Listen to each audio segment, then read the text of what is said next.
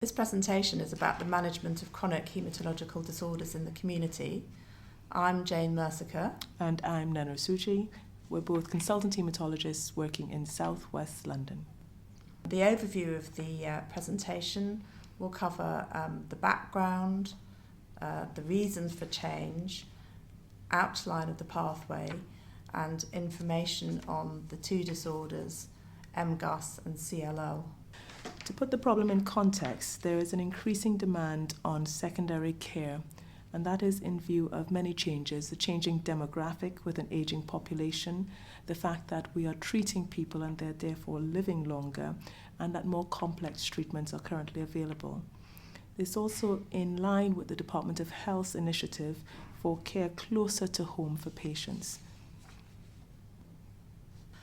How does this fit in with the National Cancer Strategy? I think the focus has been on 5 fundamental shifts in the way we view cancer and survivorship. There's been a cultural shift with a focus not so much on illness, but really on health and well-being. And looking after patients in the community fits in more with that model. There's also a shift towards assessment, providing information and personalizing care planning. And again, care with local GPs would facilitate that initiative.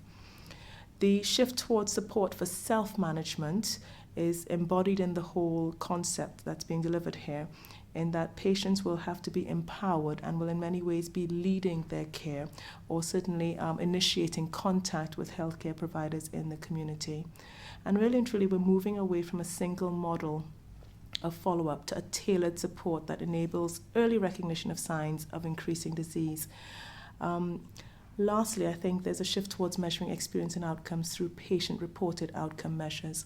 The long and short of this is that we are empowering patients to take the initiative to have their care closer to home, to focus on them being well, to focus on their health and well-being, particularly when they have chronic, stable hematological conditions.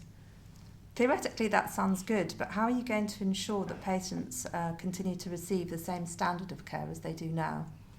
I think that's a very important question, and that was the whole basis for this work, which has focused on providing robust governance around the discharge of patients back into the community, but also providing GPs with guidelines as to when they may need to re-refer patients back to secondary care.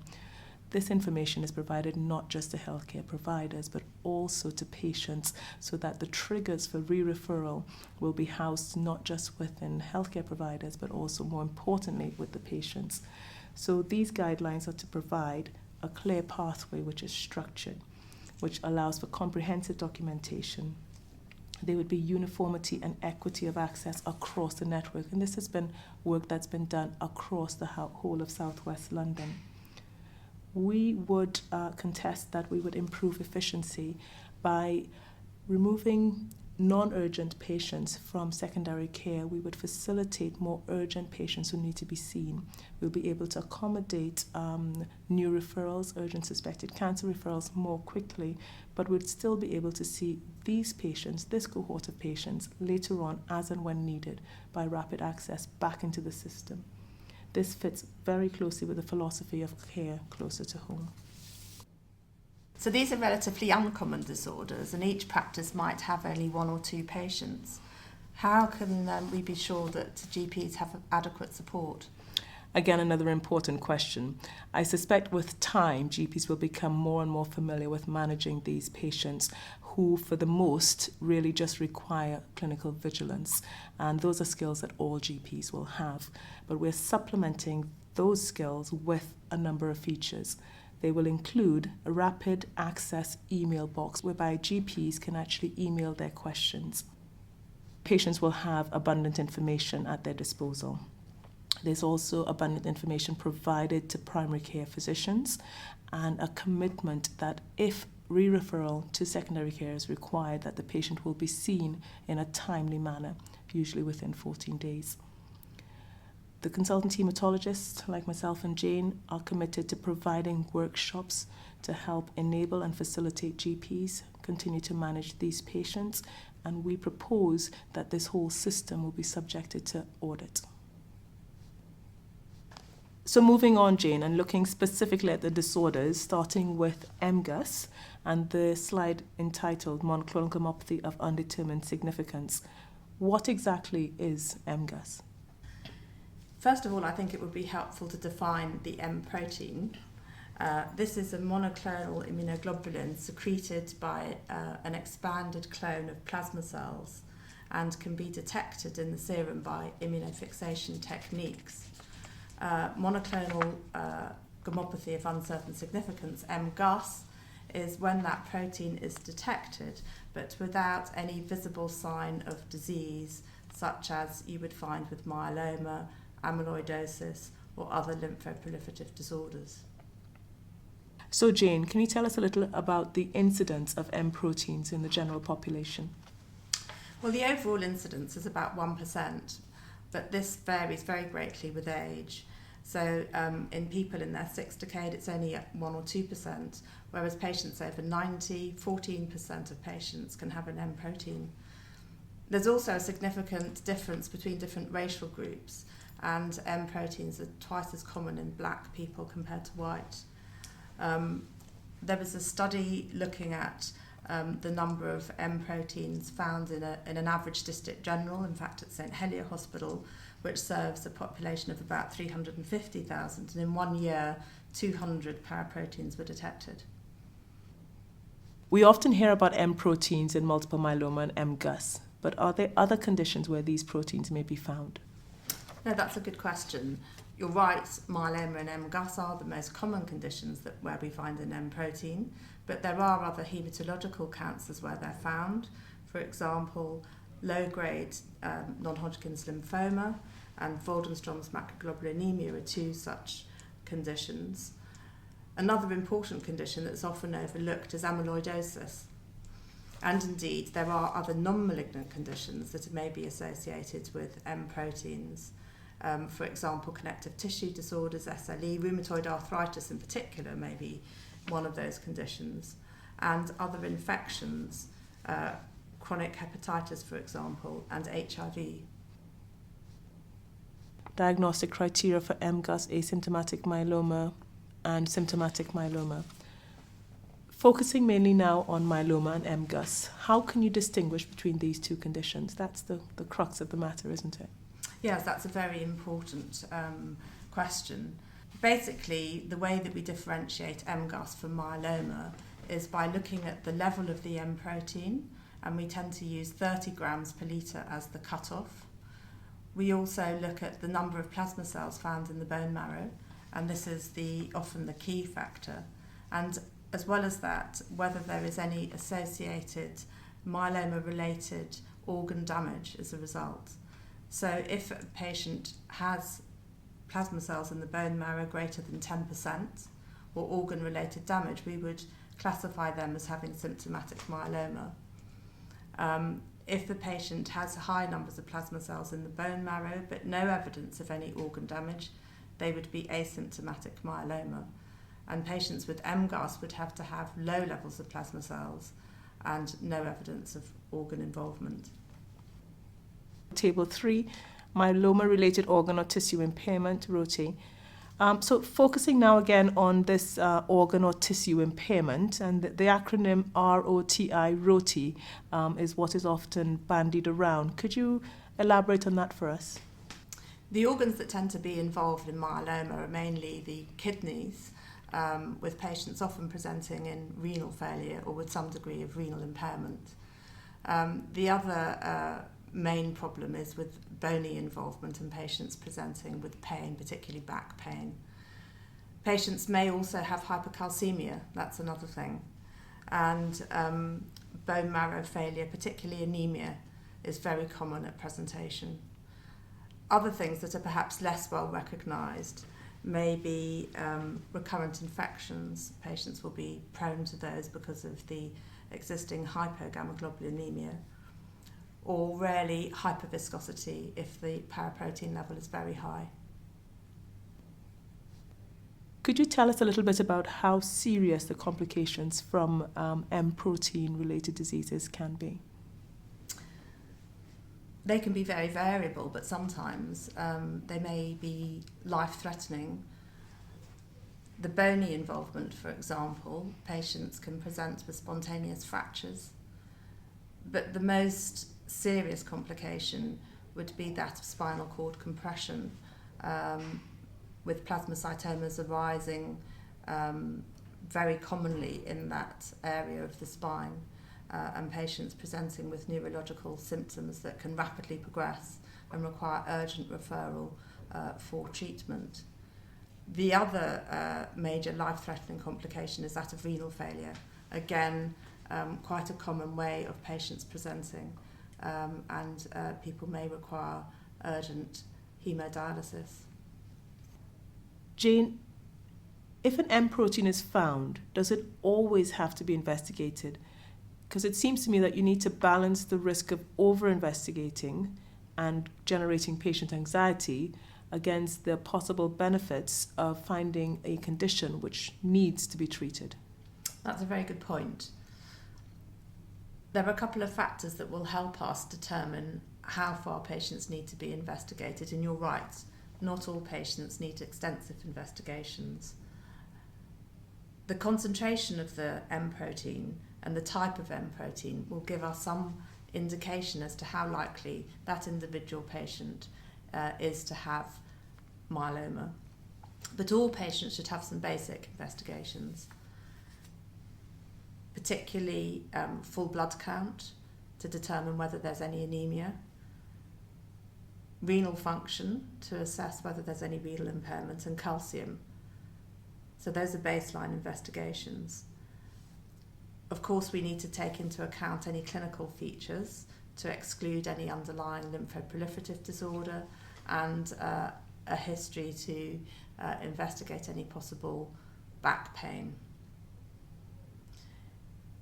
Another thing that we tend to do as a baseline investigation would be to check for what we call Bence-Jones protein, or for some laboratories, serum free light chains. How can we identify which patients need to be referred straight to a haematologist, assuming they've had an M protein found? Well, any patient, of course, that has any serious symptoms that suggest maybe an underlying myeloma, patients that have abnormal renal function and high calcium levels, or anemia, for example. And then in terms of the M protein itself, if the M protein is high, for instance, in an IgG M protein of greater than 15 grams, or IgA greater than 10 grams, or any level of IgD, those are all patients that we feel ought to be seen in secondary care, and they will require further investigation, such as a bone marrow and skeletal survey to assess further. Are you worried about patients with Bence-Jones proteins in particular? Yes, because the light chains, which is basically what the Bence-Jones protein is measuring, are what is toxic to the kidney, and high levels of light chains can precipitate renal failure. So that's a particular group of patients where we're very anxious and they need close monitoring to try and prevent end-stage renal failure. Given that the likelihood of progression in the low-risk group is so small, why should we bother monitoring these patients at all? The risk is low. Overall, in this group of patients, we can say that about 1% of patients per year will progress to myeloma. But the purpose of monitoring is to detect those patients before they develop any irreversible end organ damage. So before they develop end-stage renal failure, before they have a pathological fracture. And that risk remains with the patient lifelong. So even when patients have been very stable over many years, they're still at risk of progression to myeloma, and that's why they need to be monitored continually. I can understand the rationale for monitoring patients for life. Could you elaborate a little bit on how we should be monitoring patients? Well, patients need to be monitored both from a clinical point of view and a laboratory point of view. So we need to be aware of any signs or symptoms that might represent progression. So we need to be asking patients particularly about bone pain, for example, fatigue or weight loss that might suggest a progression of an underlying lymphoproliferative disorder. And then the blood tests that need to be done will be blood counts to check to see that the patient hasn't become anemic, the paraprotein level itself and the serum free light chains, together with the renal function and calcium. So those are the regular blood tests that would need to be done at each monitoring visit. My question to you, Jane, is there any way that we can stratify patients so that we know which patients with MGUS are perhaps less likely to require as intensive or as frequent monitoring and therefore be more aligned to monitoring in the community? Yes, absolutely. There have been large population studies looking at patients who have M proteins to identify exactly those that are more likely to progress. And that's why, as I said to you in the previous slide, we use particular cutoffs for types of paraprotein in terms of the quantity. So for IgG paraproteins, if they're less than 15 grams, they're less likely to progress. The other thing that's very helpful in this setting is actually to measure the serum free light chains, because if these are normal or near normal, the likelihood of progression in patients with fairly low levels of M protein is very low indeed, and this is particularly the group that would be suitable for monitoring in primary care. So we understand why we need to monitor patients. We understand how we need to monitor patients. Could you tell us a little bit more about how often we need to monitor patients? Well, studies have shown that 4-monthly follow-up in the first year after identification of an M protein is probably advisable. If the patients are very stable, it would be possible to increase that interval in between the monitoring visit, possibly 6 to even 12 monthly.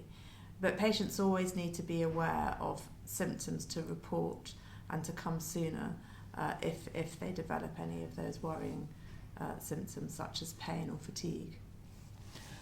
I could argue, and correct me if I'm wrong, a particularly elderly patient or a patient with a very short arterial life expectancy and very small paraprotein, say below 5 grams per litre, that regular follow-up would not be required if myeloma and amyloid and lymphoproliferative disorders have been excluded. Would that be reasonable?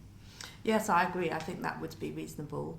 The likelihood of the patient actually coming to harm from their underlying M protein is very low indeed, and they're more likely to succumb from some other problem well before that catches up with them. So in those patients, regular monitoring probably is not necessary. It's possible that maybe if they're coming for something else, you might do opportunistic testing. But no, I would agree with you there. I think, Jane, now we have a very clear understanding of why we should be monitoring patients, how often we should be monitoring them, and what tests we should do and what sort of clinical features we should look out for. My last question to you, therefore, is at what point should patients be re-referred to secondary care? Well, at any time if they develop symptoms that are suggestive of myeloma, particularly back pain or bony pain of any sort, weight loss, recurrent infections. So those are the clinical things that would suggest referral is necessary. From the laboratory perspective, if the M protein is increasing by 25% or more, that would be an indication. And then at any time that there's a suggestion of end organ damage, so if the patient becomes anemic, if there's impairment of renal function or hypercalcemia, those would all be indications for urgent referral back to secondary care. Thank you. I mean, again, it's a useful opportunity to just reiterate here that if there is any doubt, that GPs can always contact secondary care clinicians for advice. Oh, absolutely. We would encourage people to get in touch and to, if they have queries, to contact us, and we'd be very happy to answer those questions. So we've identified stage A CLL as another haematological disease amenable to this model of follow-up. Nana, can you tell us a little bit more about CLL? I suspect CLL is a condition that GPs are perhaps quite familiar with already. It is one of the most common leukemias in the Western world, and there are a number of patients who will have CLL as an incidental finding while investigating other disorders. Chronic lymphocytic leukemia is what we call a clonal B-cell malignancy. And what that means is that there's a group of white cells which have broken away from normal regulatory control and proliferate in an abnormal way, such that the white cell count in the blood increases. These are mature lymphocytes. They're small, mature lymphocytes that are abundant in the peripheral blood. CLL is actually a disease that is more common as you grow older, and it is actually more common in men than in women. The median age of diagnosis is often quoted to be in the 6th or 7th decade of life. In a very, very small percentage of cases, we know that there may be a familial trend to CLL, and this is the subject of a separate research project. What is important is that the cause of CLL remains unknown, and it is important to highlight to patients that it is nothing that they have done or not done that has caused this condition. Nana, you've said that CLL is a relatively common condition. How are patients likely to present to the GP? To be honest, I think most patients with CLL are diagnosed incidentally. Patients have a blood count for other reasons and are noted to have a raised white cell count, which on further interrogation proves to be CLL. Sometimes patients can present with what we call the classic B symptoms, which include weight loss, more than 10%, which is unexplained, fever, and night sweats. Another route of referral is for the patient with lymphadenopathy or enlargement of the liver or spleen, hepatosplenomegaly. Patients may present with marrow failure. If the marrow is full of CLL, they may present with anemia. They may present with low platelet count and bleeding. Rarely do they do that. Or they may present with recurrent infections for a multitude of reasons, not just because of a low neutrophil count, for example. They may also suffer with low levels of immunoglobulin and may be more prone to infections. Another category of conditions affiliated with CLL are the autoimmune conditions, and so you may have patients presenting with an autoimmune hemolytic anemia or an immune thrombocytopenia. Nana, you've explained a lot of symptoms that patients may have at the time they present. How do we actually make the diagnosis of CLL, and are there any other conditions that might present in a similar way? The diagnosis of CLL is usually made in the laboratory, where patients have a persistent lymphocytosis, and you often quote a level of greater than 5 by 10 to the power 9 per liter. The lymphocytes themselves have a characteristic morphology, and they show what we call clumped chromatin. So when we look down the microscope, we can see mature lymphocytes with characteristic nuclear appearances in keeping with CLL. That does not guarantee the diagnosis, however, because many other lymphoproliferative conditions can masquerade with similar morphology and can present with lymphocytosis. And therefore, to confirm a diagnosis of CLL, we require specialist testing in the form of immunophenotyping for that diagnosis. Bone marrow biopsies are not actually required. I think it's also important to mention another condition that we would call a B-cell lymphocytosis of uncertain significance.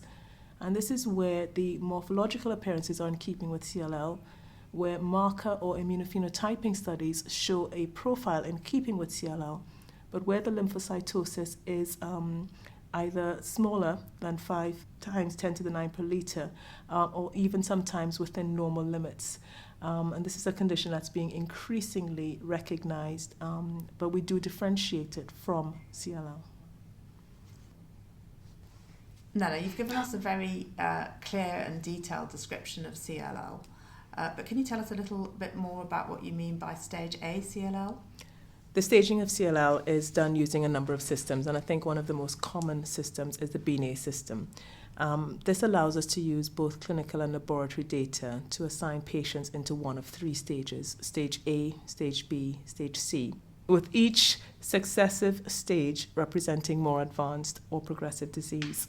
We have good clinical data to suggest that patients at early stage CLL do not require treatment. And in fact, by treating them, we would actually adversely impact their outcome. So stage A CLL represents a condition where we simply need to adopt a watch and wait philosophy. In terms of actually staging your patient, you need to know their hemoglobin count, their platelet, and the number of lymph node areas that are involved. In general, patients who have less than 3 sites of involvement, who have normal hemoglobin, who have normal platelet count will be considered to be in stage A. And patients who start to reduce their hemoglobin or their platelet count in particular values less than 100 or 10, depending on your laboratory system, and platelet count of less than 100 would be considered stage C disease. Stage C is an indication for treatment, as would stage B. And patients in stage A may be considered for treatment if they show progressive disease. And by this I mean that there is a doubling in their white cell count or a falling trend in terms of their platelets and hemoglobin, or that they're developing progressive lymphadenopathy with B symptoms. Nana, you've described how patients can progress in terms of their lymphadenopathy or development of anemia or thrombocytopenia. What other complications might we expect in patients with CLL? So again, patients with CLL can have complications which are affiliated directly with their disease. For example, transformation to a high-grade lymphoma, or sometimes more rarely Hodgkin's disease. But more commonly, the complications are affiliated to the disease. So there's an increased risk of infection, particularly with bacterial infection for patients who have low levels of immunoglobulin. But there may also be T-cell dysfunction, which can predispose patients to viral infections, particularly with diagnoses such as zoster. Autoimmune conditions we've touched upon briefly, and this can become more overt as the CLL progresses, so that patients can present with rampant hemolytic anemia, or in some cases with ITP, where they may have bleeding manifestations. We also recognize that patients with CLL have a higher risk of other malignancies, including simple skin malignancies, which may be more common. Nana, you've described a number of complications that might happen in patients with CLL. At what point should patients be referred back to secondary care? I think it's worthwhile saying that patients who are being monitored with CLL should be probably seen every 3 months initially, until an understanding of the pace of their own individual disease is gleaned.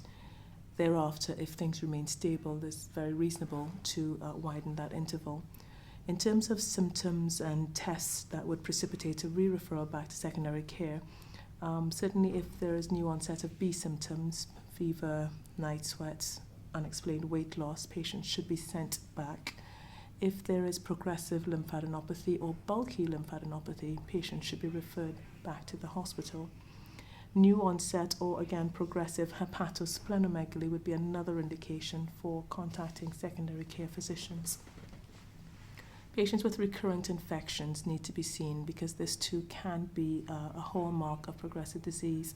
And we've already touched upon autoimmune complications such as autoimmune hemolytic anemia and ITP, which if they are manifestations of the CLL, could benefit from treatment of the underlying lymphoproliferative disorder. Lastly, in terms of monitoring blood count, if there is a falling trend in hemoglobin or platelet count, definitely I would be on the phone to the secondary care facility to discuss further. And certainly if the hemoglobin is less than 10 or platelets less than 100, re-referral to secondary care is warranted. In terms of the lymphocyte count, one of the triggers for re-referral would be the lymphocyte doubling time. And certainly if a patient has a doubling time of 6 months or less, they should be treated. So what we would be saying to GPs is if the doubling time is 12 months or less, certainly that's a point at which you can re-refer so that secondary care decisions around treatment can be made. Nana, is there an absolute level of lymphocyte count that you would be concerned about? That's actually a really good question, Jane, because many physicians, both in primary and secondary care, do focus on the total lymphocyte count. Whereas as long as the hemoglobin and platelet count are fine, as long as your patient is fine, the absolute lymphocyte count does not worry me. And I have many patients with lymphocyte counts of 300 who are very well, who I continue to monitor. So I think it is something that's not within your comfort zone to see a count that high, but as long as all the other clinical and laboratory features are stable, there's not a reason to get concerned.